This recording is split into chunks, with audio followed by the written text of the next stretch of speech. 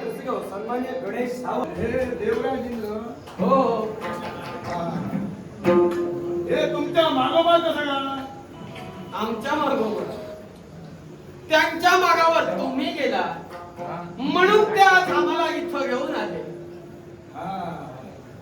नाग डांबऱ्याशिवाय कोण उघडत नाही आणि ती कृती या दानवांनी केली म्हणून प्रत्यक्ष विश्वाची लयकारी देवता आज आमच्या नेत्रासमोर विराहिली. यावंच लागलं कारण ज्या अंधकास्वाचा जन्म या शिव तत्वापासून झाला, ज्या शिव तत्वानं अंधकासुराला आपलं स्थान दिलं, मग त्या स्थानाचा त्याग करून संप्रती अमरावतीत आपण याच्या मुळाशी का अस्तित्व स्वतःच अस्तित्व सिद्ध करता दुसऱ्याच्या मानाया तळाचं चिरायलाच लागतात आणि त्याच कार्य अंधकासूर करतोय. पण अंधकासूर या विश्वाचा राजकारणात चालवताना आम्ही तीन तत्व नटलो आणि प्रत्येकाला प्रत्येकाची स्थानं दिली गेली.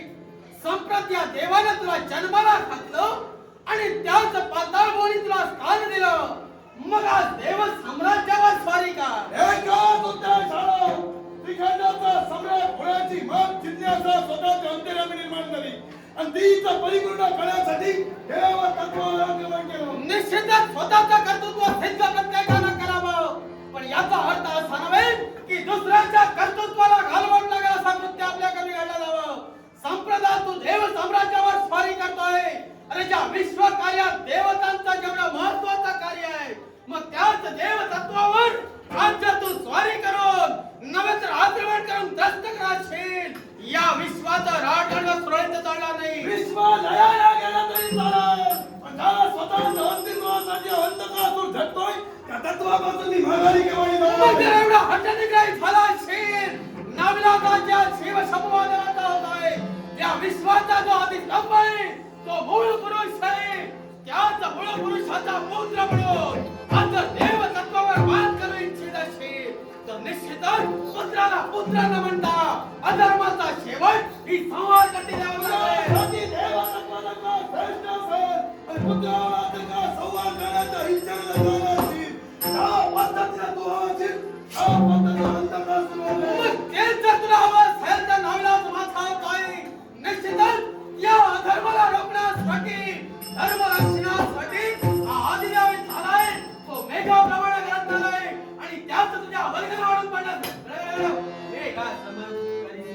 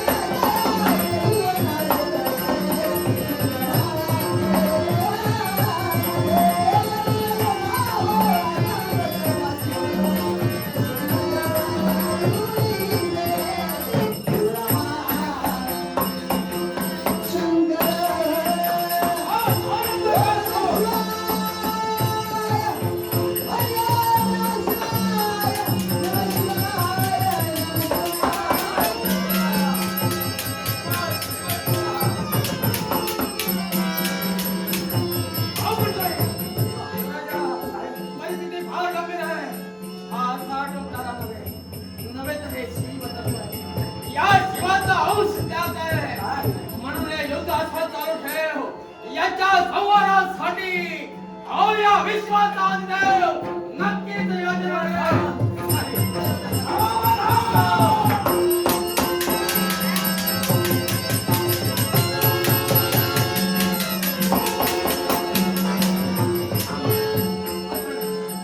जिथं विश्वाचा आदिपुरुष माघारी गेला तिथं निश्चितच माझी शक्ती शिरू शकते.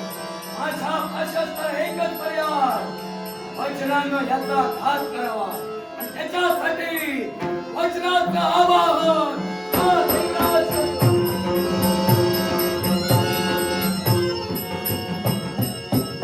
कोण प्रकार करतोय?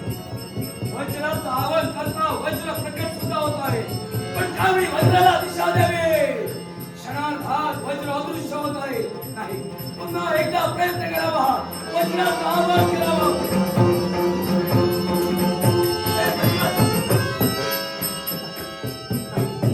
निश्चितच देवाने सांगितल्याप्रमाणे शिवतत्व होय. याच्यावर मी नाद करू शकत नाही. 2 वेळा वज्राचं आवाहन केलं, पण दिशा देतात वज्र अदृश्य झाला. असंच करावं. देवाच्या सोबत आपण सुद्धा नावं.